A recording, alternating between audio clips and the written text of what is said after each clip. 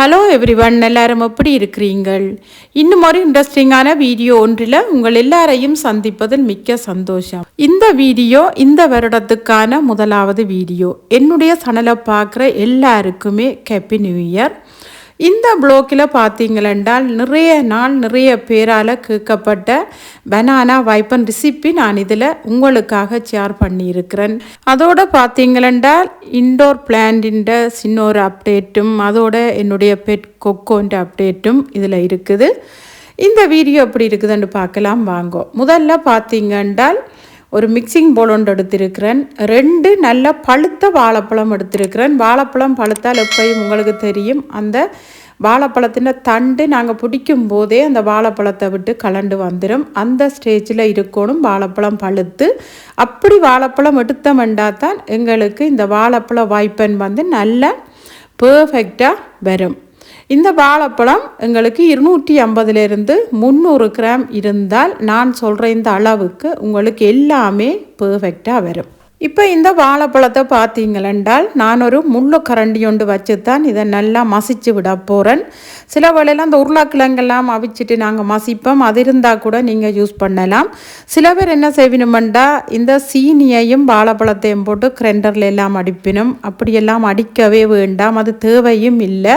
இந்த banana வைப்பன் பார்த்தீங்களென்றால் tea time snacks என்று கூட சொல்லலாம். ஏனென்றால் நாங்கள் நினைச்ச உடனேயும் பனானா இருந்தாலே நாங்கள் செய்யக்கூடியது இந்த பனானா வைப்பன் தான். அதுக்கு நாங்கள் கஷ்டப்பட்டு எதுவுமே செய்ய தேவையில்லை.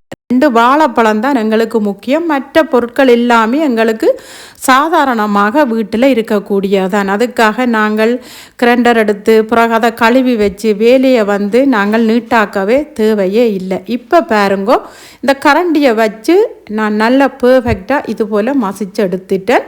இப்போ இதோட பார்த்தீங்களென்றால் 1 கப் அல்லது 200 கிராம் சீனி எடுத்து நான் இதோட நல்லா மிக்ஸ் பண்ணி விட போகிறேன்.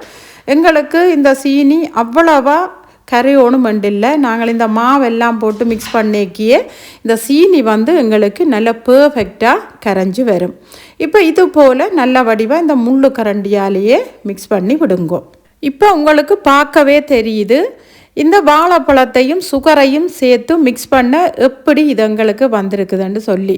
இப்போ இதோடையே பார்த்தீங்களென்றால் 2.5 கப் அல்லது 300 கிராம் பிளேன் ஃப்ளோர் எடுத்திருக்கிறேன் நான். இது சாதாரணமாக நாங்கள் அவிச்சு புட்டுக்கெல்லாம் யூஸ் பண்ணுற மாத்தான் நான் இதுக்கு இப்போ எடுத்திருக்கிறேன். இதோட பார்த்தீங்களென்றால் 1/4 டீஸ்பூன் உப்பு சேர்த்திருக்கிறேன். இப்போ இதோட பார்த்தீங்களென்றால் 1.5 டீஸ்பூன் பேக்கிங் பவுடர் சேர்த்துருக்கிறேன்.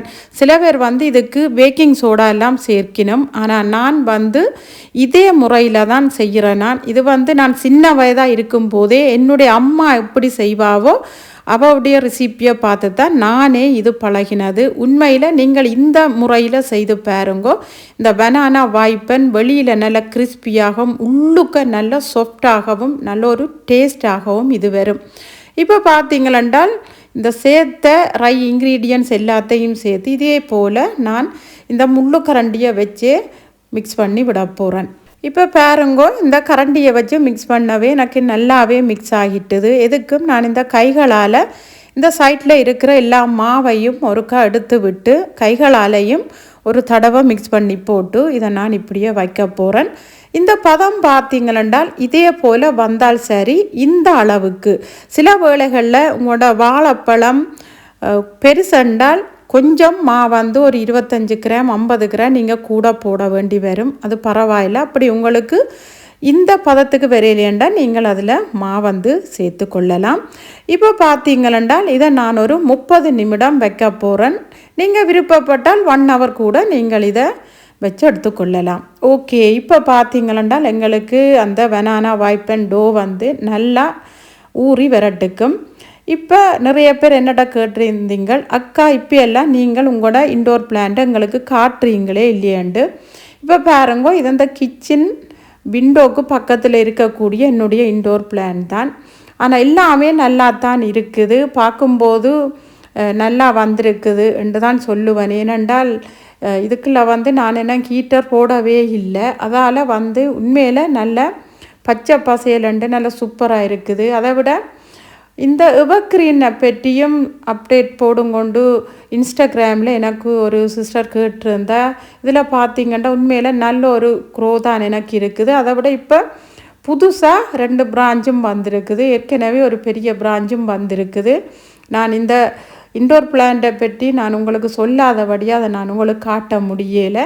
இங்கே பார்த்திங்கன்னா இது கோலில் இருக்கக்கூடிய இண்டோர் பிளான்ட் தான். இந்த கோலில் இருக்கக்கூடிய இண்டோர் பிளான்ட் சிலது என்னென்று தெரியலை. கொஞ்சம் இலைகளெல்லாம் காஞ்சு போயிருக்குது. என்னெண்டா இங்கே கோலுக்குள்ளே வந்து நான் ஹீட்டர் போட்டிருக்கிறேன். ஏன்னா இங்கே இப்போ வந்து சரியான குளிர், அதால் கட்டாயம் ஹீட்டர் போட்டே ஆகணும். அதால் இங்கே பாருங்கோ இந்த இலையெல்லாம் இப்படித்தான் காஞ்சி வருது. நானும் காய டெய்லி வெட்டி மரமே எனக்கு மொட்டை மரமாக போயிட்டுது. ஓகே, சம்மருக்கு பார்ப்போம். ஆனால் இந்த மரமெல்லாம் உண்மையில் சூப்பராக வந்திருக்குன்னு தான் சொல்லலை. இந்த ஸ்பைடர் பிளான்ட் அவ்வளவுத்துக்கு நல்ல சூப்பராக வளருது. வேறு சில மரங்களும் ஒரு 2 இலை 3 இலை டெய்லியும் கொட்டுப்பட்டு தான் இருக்குது. என்னென்று தெரியலை. இதை என்னென்று பார்த்தீங்களா, அன்றைக்கு சர்ச்சுக்கு போய் ரோட்டில் நடந்து வந்துருக்கும்போது இலையே இல்லாமல் ஒரு சின்ன பர்பிள் கலர் உருண்டை மணி போல் காயல் பார்க்க அவ்வளோ ஒரு சூப்பராக இருந்தது. அதையும் 2 கட்டு முறிச்சு கொண்டு வந்து வாசில் வச்சிருக்கிறேன். ஓகே, இப்போ பார்த்தீங்களென்றால் 30 நிமிடம் முடிஞ்சது. இப்போ நான் இந்த வெனானா வாய்ப்பன் எல்லாத்தையும் சுட்டெடுக்க போகிறேன். அதுக்கு ஒரு தாச்சி ஒன்று அடுப்பில் வச்சு தேவையான அளவு எண்ணெய் விட்டு நான் சூடுபடுத்தியிருக்கிறேன். இந்த எண்ணெய் எங்களுக்கு ரெடி ஆகிட்டோன்னு பார்க்குறதுக்கு பாருங்க, கொஞ்சம் இந்த வேப்பன் மாவிலி எடுத்து நான் போட்டிருக்கிறேன். அது போட்ட உடனேயுமே மேலே வந்துட்டுது. இப்போ இந்த எண்ணெய் வந்து எங்களுக்கு அந்த வாய்ப்பெண்ணை சுட்டெடுக்கிறதுக்கு தயாராகிட்டுதுன்ற அர்த்தம். இப்படி போட்டு பார்த்தாலே தெரியும். இது நீங்கள் புதியவர்களாக இருந்தால் உங்களுக்கு மட்டும்தான் நான் இந்த டிப்ஸை சொல்லி இருக்கிறேன். நான் சொல்லக்கூடிய இந்த டிப்ஸ் எல்லாத்தையுமே நீங்கள் கேட்டு இந்த வெனானா வாய்ப்பன் செய்தீங்களென்றால் யாருக்குமே இந்த வெனானா வாய்ப்பன் ஃபெயிலாக வரவே வராது. நல்ல ஒரு பர்ஃபெக்டான வெனானா வாய்ப்பன் ஃபர்ஸ்ட் டைமே நீங்கள் செய்தெடுத்து கொள்ளலாம். இப்போ பார்த்தீங்களா, நான் ஒரு பவுலில் வந்து தண்ணி வச்சுருக்கிறேன். அந்த தண்ணியில் கையை நனைச்சி போட்டு தான் நான் இப்போ வாய்ப்பனை எடுத்து இந்த எண்ணெய்க்குள்ளே போடுறேன். அப்போ தான் அந்த கையில் ஒட்டாமல் நல்ல பர்ஃபெக்டாக எண்ணெயில் விழும். நாங்கள் சுட்டு எடுக்கும்போது நல்ல உருண்டையான வாய்ப்பனாக எங்களுக்கு வரும்.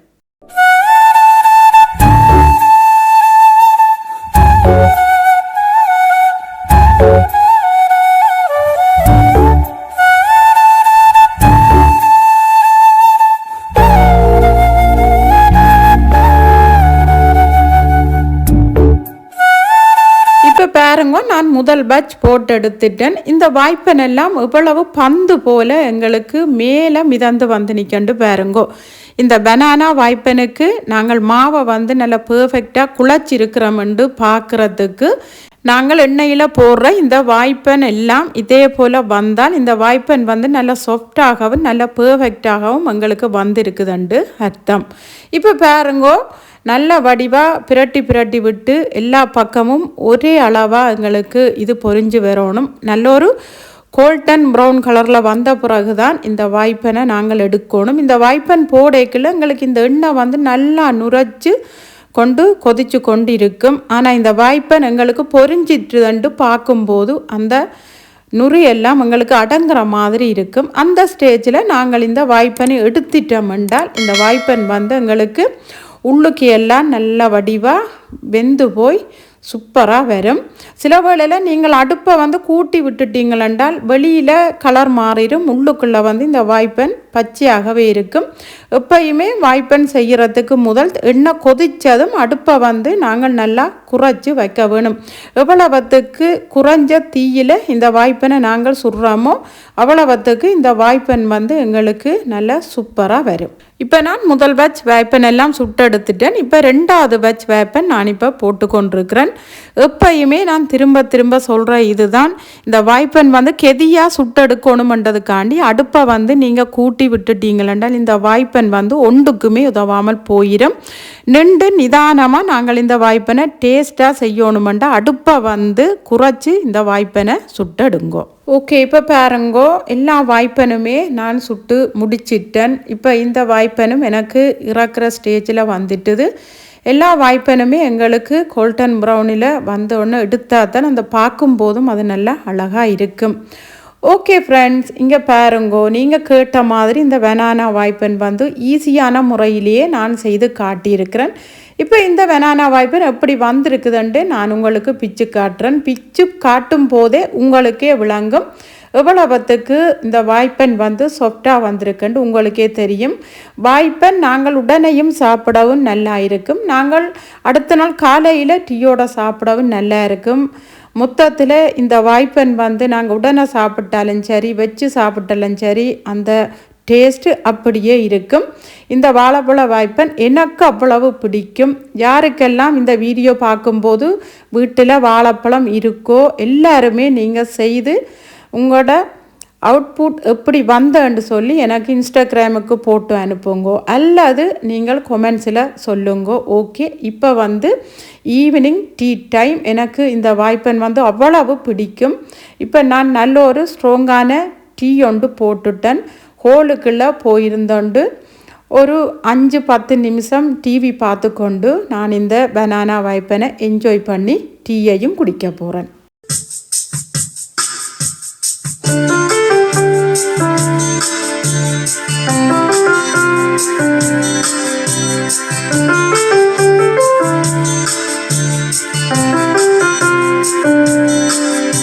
ஓகே, டீயும் பனானா வேப்பனும் நல்லா சூப்பராக இருந்தது. 5 வாய்ப்பன் அப்படியே சாப்பிட்டேன். நீங்கள் என்ன பழிச்சாலும் பரவாயில்லை. ஒரு சின்ன ஒரு ஷாப்பிங் ஹால் தான் இது. என்னென்று பார்த்தீங்கன்னா, நான் இப்போ ரீசெண்டாக இது சிவரெல்லாம் ஆணி அடிக்காமலே நாங்கள் நல்லா ஸ்ட்ராங்காக ஒட்டலாம். ஒட்டி போட்டு எங்களுக்கு தேவையான அந்த சீசனிங் அல்லது ஓல் ஸ்பைசி ஏதாவது கிச்சனில் அடுப்புக்கு பக்கத்தில் கை தொடுற இடத்துலையே நாங்கள் இதை வச்சு கொள்ளலாம். எனக்கு இந்த இடம் வைக்கிறதுக்கு இல்லை. ஏனெண்டா நான் எங்கே வச்சாலும் தட்டுப்பட்டு மற்ற பொருட்களை வைக்கும்போது விழுந்து உடையுது. அப்போ பார்த்தேன் இது போல் ஒன்று வாங்கிட்டேன் என்றால் எனக்கு ஈஸியாக இருக்குமென்று போட்டு இது தேமோவில் தான் நான் கொமாண்ட் பண்ணி எடுத்திருந்தேன். உண்மையில் அவ்வளவுத்துக்கு நல்ல ஒரு ஸ்ட்ராங்காக இருக்குது. நான் நினச்சது சில வேளையில் இது ஒட்டி நான் வச்சுட்டு போனால் விழுந்துருமண்டு. ஆனால் இதை நான் ஒட்டி ஒரு இரவு அப்படியே விட்டுட்டு நான் அடுத்த நாள் தான் இது நான் வச்சேன். நான் இவ்வளவு நாளும் எனக்கு இது எந்த பிரச்சனையும் இல்லாமலே இவ்வளவு பொருட்களையும் இது தாங்கி கொண்டு நிற்குது. உண்மையில் ஒரு நல்ல ஒரு ஆர்கனைசர்ன்ட்டு நான் உங்களுக்கு சொல்லுவேன். அடுத்தது பார்த்தீங்களென்றால் கொக்கோ. இங்கே பாருங்கள், இது நோக்கோல் வந்து சாப்பிட்டு கொண்டிருக்கிறாள். அவளுக்கு நோக்கோலும் அவ்வளவு பிடிக்கும். அதை விட அன்றைக்கு வந்து ப்ரோக்கோலி கொடுத்தேன் நான். ப்ரோக்கோலி நீங்கள் ஷார்ட்ஸ் வீடியோவில் பார்த்துருப்பீங்க. ப்ரோக்கோலியை வந்து அவ்வளவு என்ஜாய் பண்ணி சாப்பிட்டவள். நீங்கள் பாருங்க, இவ்வளவுத்துக்கு நின்று இவ்வளவு ஸ்டைலாக வந்து நாங்கள் நிற்கிறது கூட தெரியாமல் அவ்வளவுத்துக்கு வந்து சாப்பிட்டு கொண்டு நிற்கிறாள். என்னட்ட 2 பேர் இன்ஸ்டாகிராமில் கேட்டிருந்தனும், அக்கா நீங்கள் இடைக்கிட உங்களோட கொக்கோவையும் காட்டிக்கொள்ளுங்கொண்டு. கட்டாயம் நான் காட்டிக்கொள்ளுவேன். டெய்லியும் நான் அவளோட 10 நிமிஷம் அல்லது 15 நிமிஷம் சாப்பாடை கொடுத்துட்டு விளையாடி போட்டு தான் நாங்கள் அவளை கூட்டுக்குள்ளேயே விடுறது.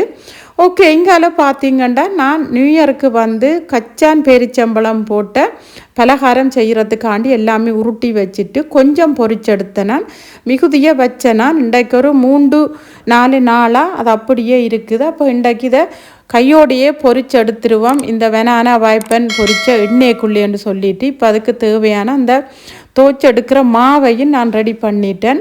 இப்போ பார்த்தீங்கன்னா இந்த எண்ணெயும் கொதிச்சிட்டுது. இப்போ எல்லாத்தையும் தோச்சு ஒன்றொண்டா பொரிச்செடுக்க போகிறேன்.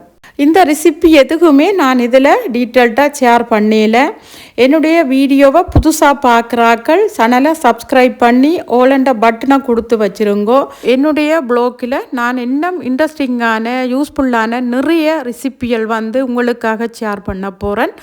அந்த வீடியோக்களை நீங்கள் மிஸ் பண்ணாமல் பார்க்குறதுக்காக நீங்கள் சப்ஸ்கிரைப் பண்ணி ஓலண்ட பட்டனை நீங்கள் கொடுத்து வச்சா தான் நான் போடக்கூடிய ஒவ்வொரு வீடியோவும் உங்களுக்கு நோட்டிஃபிகேஷனாக வரும். ஓகே, இப்போ பார்த்தீங்களா நான் எல்லாத்தையுமே நான் சுட்டு எடுத்துட்டேன். நீங்கள் பாருங்கோ, வெடிக்கவே இல்லை, நல்லா பெர்ஃபெக்டாக வந்திருக்குது. இந்த பெரிச்சம்பழம் கச்சான் பலகாரம் உங்களுக்கு வேணுமெண்டா விருப்பப்பட்டாக்கள் நீங்கள் கொமெண்ட்ஸில் சொல்லுங்க. நான் இந்த ரெசிபியையும் உங்களுக்காக ஷேர் பண்ணுவேன். ஓகே ஃப்ரெண்ட்ஸ், இதோட இந்த ப்ளாக் வந்து நான் முடிச்சு கொள்கிறேன். இது என்னுடைய ஈவினிங் ப்ளாகை தான் நான் உங்களுக்கு இதில் ஷேர் பண்ணியிருக்கிறேன். ஓகே ஃப்ரெண்ட்ஸ், இந்த வீடியோ உங்கள் எல்லாருக்கும் இன்ட்ரெஸ்டிங்காக இருந்திருக்குமென்று நினைக்கிறேன். அப்படி இந்த வீடியோ உங்களுக்கு பிடிச்சிருந்தா உங்கள் ஃப்ரெண்ட்ஸ் அண்ட் ஃபேமிலி கூட ஷேர் பண்ணுங்க. மறக்காமல் இந்த வீடியோக்கு ஒரு லைக் கொடுங்க. சேனலை சப்ஸ்கிரைப் பண்ணி சப்போர்ட் பண்ணுங்க ஃப்ரெண்ட்ஸ். இது போல் இன்னும் ஒரு இன்ட்ரெஸ்டிங்கான வீடியோ ஒன்றில் உங்கள் எல்லாரையும் சந்திக்கும் வரை டேக் கேர், பாய்.